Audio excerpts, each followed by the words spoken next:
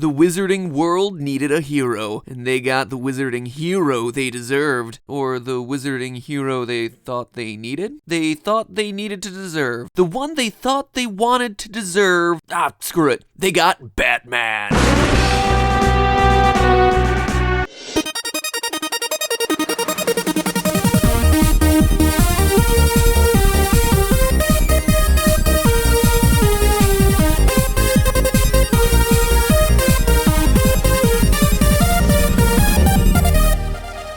The one with the power to vanquish the Dark Lord approaches, born to those who have thrice defied him, born as the 7th month dies. And the Dark Lord will mark him as his equal, but he will have power the Dark Lord knows not, and either must die at the hand of the other, for neither can live while the other survives. The one with the power to vanquish the Dark Lord will be born as the 7th month dies.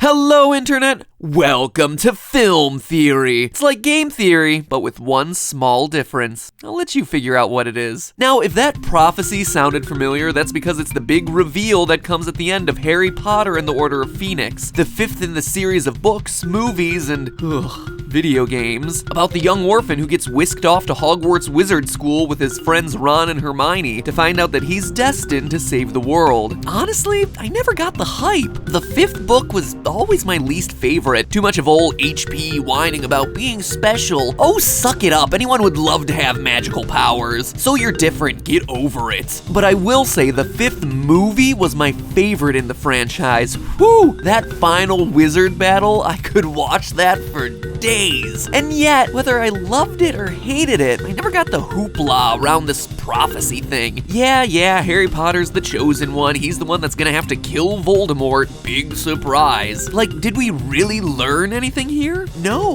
You just had a nice filler book to kill off some of the big characters and then transition to some of the darker installments. It always felt like such an anticlimactic reveal. Well, at least it did, until I started thinking about it. We've all assumed that it was Harry the prophecy was talking about since, it's his name on the book covers, movie posters, and tighty-whities. But what if it was all a cover-up, a ruse, a brilliant PR campaign to take the attention off the other boy who lived, the true hero of the story? And what if this prophecy wasn't just a no-duh moment, but instead a clue hidden out in the open for us careful fans about the identity of the true hero of Hogwarts? Sound crazy? Well, let's break down the prophecy. We know that the Dark Lord refers to Voldemort, the evil wizard with the unfortunate nose job, but the rest of this thing is really unclear. We know that the one with the power to vanquish the Dark Lord must have been born to those who have thrice defied old nose slits over here. Okay, well, Harry seems to fit the bill. His parents, Lily and James Potter, were both members of the Order of the Phoenix, a secret society founded by the Hogwarts headmaster Albus Dumbledore to oppose Voldemort, so they probably did their share of fighting. That said, we've never actually been given 3 specific examples, so, that connection is meh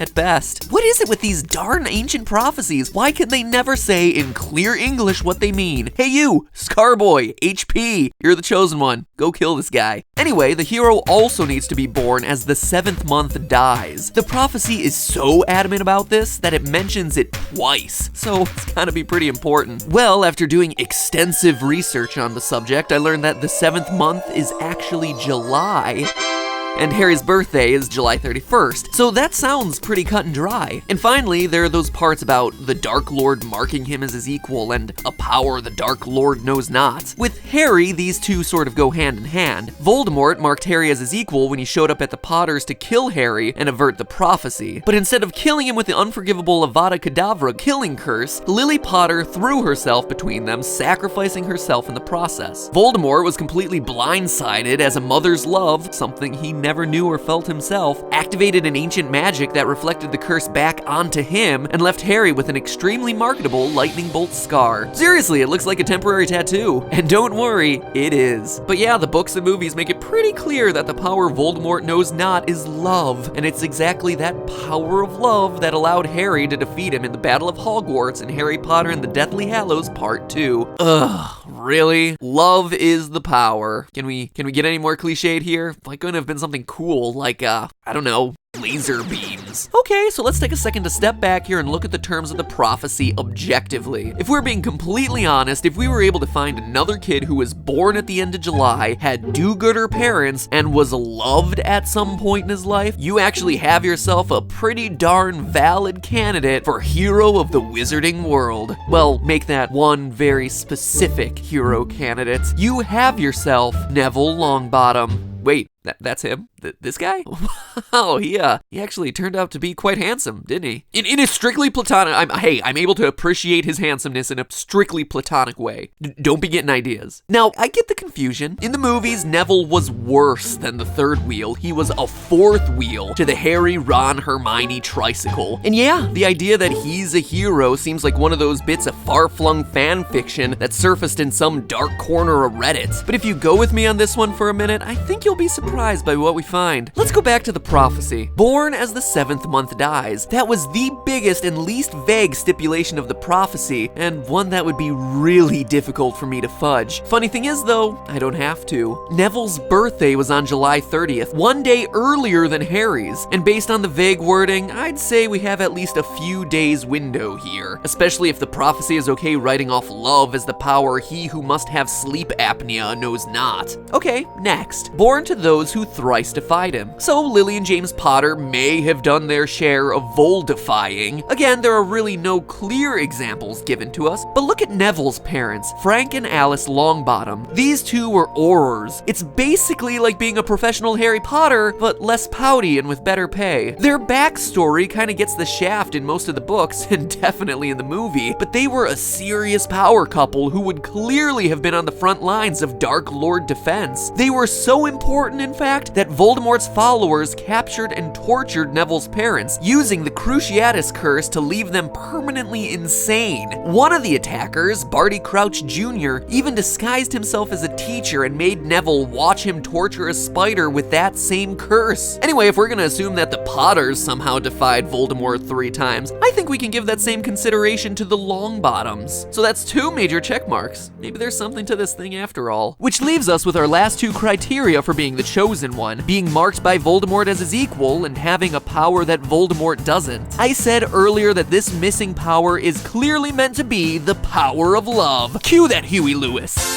Alright, that's enough. We don't want to challenge copyright police. And the movies and books drive the love point home. But it's unreasonable to rule out that this power could also belong to Neville. We've already established that his parents parallel the dedication of James and Lily Potter. Maybe even more so, as the only way to disable them was to torture them beyond recognition. A prolonged period of torment as opposed to Lily's snap decision to save her son. So we have just as much evidence to believe that Neville has powerful love juice pumping through his veins, just like Harry. Or then again, maybe everyone's wrong and the power Voldemort knows not is herbology. Because let's face it, that's what Neville really excels at. And Harry? Green thumbs, he has not. But then what about Voldemort marking Neville as his equal? The lightning bolt scar, trademarked, and the spell that merged Harry and Voldemort's souls together are pretty solid evidence for Harry being the chosen one. Neville doesn't seem to have that sort of a connection. So have we hit a brick wall here? Is it even possible to make a case for Neville with this one piece of evidence blocking our way? Well, as it turns out, we've been asking the wrong question. It's not whether Harry or Neville are the chosen one, they're both the chosen one at the same time. What would that do? Make them the chosen 2, I guess? I don't know. Anyway, without any of us realizing it, J.K. Rowling has been teaching all of us Potterheads a little bit of quantum physics. There's a well-known quantum physics principle called the many worlds interpretation, which was coined by Bryce DeWitt. As we go through time, there are many possible futures for us. While we're waiting for the future to happen, every possible future is real. Yeah, that makes a lot of sense. Let me put it this way. I might have cereal for breakfast tomorrow morning, or who knows, I might have leftover cake. Both of those futures are real events. But the many worlds theory says that I decide which one of those real futures I participate in by making the choice to eat that awesome slice of cake. Because let's face it, we all know that that's the future I'm gonna choose because chocolate icing rocks. And yeah, sure, I'll regret it for the rest of the day, but that alternate future, the one where I'm super lame and choose to eat cereal and probably do some push-ups or whatever, ugh, sucks just just thinking about it, but yeah, that's still real too. I just chose not to participate in it. So screw you, health. It was the point where I made the choice to obey my sweet tooth that determined the path that I went down. But history and future still have all those other choices within them. Think of the past and future like a tree with a whole bunch of branches all the way through. We choose which branch to follow, but the whole tree still exists. And that brings us back around to the problem of Harry and Neville. Harry, according to the prophecy, is the chosen one. Neville, according to the prophecy, is also the chosen one. Think about it. We just went through all the reasons either can fulfill the prophecy. There's nothing so remarkable about Harry that makes him more likely of a hero of the wizarding world than Neville, except for one thing, one choice. In this case, the only person who had the ability to choose between these two was Voldemort himself. Of the two equally real chosen ones he could have decided to attack, he chose Harry Potter. He could have just as easily chosen Neville Longbottom, but in choosing Harry, he gave him an entire future, an entire identity as the boy who lived. In a weird way, Harry should be thanking Voldemort. Otherwise, he would have just been, well, Neville. And if you think this theory sounds a bit far-fetched, well, listen to someone you do trust. Mr. I knew the answer the whole time and just chose not to share it with you until the very end, Albus Dumbledore. Dumbledore actually explains this theory to Harry, noting that it could have gone either way, between who Voldemort chose to attack, Harry or Neville. In fact, from the very beginning of the series, we can see Dumbledore's understanding of these parallels. In a way, Dumbledore and Hogwarts proper treat both of these kids like they could be the chosen one. Probably because Neville and Harry both represented equally likely branches of history. In the very first installment, Dumbledore recognizes Neville's contributions and awards him points for his bravery in standing up to his friends. These points, not Harry's, end up being the deciding factor in Gryffindor's win over Slytherin for House Cup. What seemed like Dumbledore playing favorites was actually him catering to the other chosen one. Neville's also only one of two individuals we know for a fact to have actually had a conversation with the Sorting Hat about which house to go into. Only he and Harry have the self-determination to do this. Following their first year, Neville repeatedly demonstrated he was both smart and capable. In a lot of cases, more capable than Harry himself. He provided Harry with gillyweed in year 4, saving him from failure in the Triwizard Tournament, helping the quote-unquote chosen one fulfill his destiny. While Harry was moping around in the wilderness for most of movie 7 and 7 Part 2, Neville stayed in Hogwarts, even as it was being taken over by dark magic. He actively subverted his professors and even endured torture and beatings to continue helping Harry. He literally raised an army, Dumbledore's army, and led his peers to fight against Voldemort and his Death Eaters. Neville did all of this. Neville Longbottom. Their parallels only get closer as the series ends. In the final battle with Voldemort, it was Neville who pulled the sword of Godric Gryffindor out of the Sorting Hat and then used it to kill Nagini, Voldemort's final Horcrux. It was this and only this specific act that made it possible for Harry to actually finish off Voldemort. The only other person ever to demonstrate this ability, pulling a sword out of the hat, Harry Potter. And in the final moments of the battle in movie 8 part 2 of number 7, when everyone thinks Harry is dead, we see one person step in to take his place, to stand for him directly and fight Voldemort. Neville. Harry Potter isn't actually the chosen one. There is no one single chosen one. Both Harry and Neville are the chosen ones, and each plays out their timeline as this character, even if we only get to see one side of the story in the movies. Maybe J.K. Rowling set up this parallel to demonstrate something about fate, or about the choices we make impacting the rest of the world, or that no matter what hand we're dealt, it's the small acts of bravery that matter. That prophecies, for all their worth, don't make you any less special. Because in the end, what it truly shows is this: it's the choices that you make in your life. Either way, that's just a theory. A film theory. And cut. And next time we'll prove that Ron is actually Voldemort. Wait, what?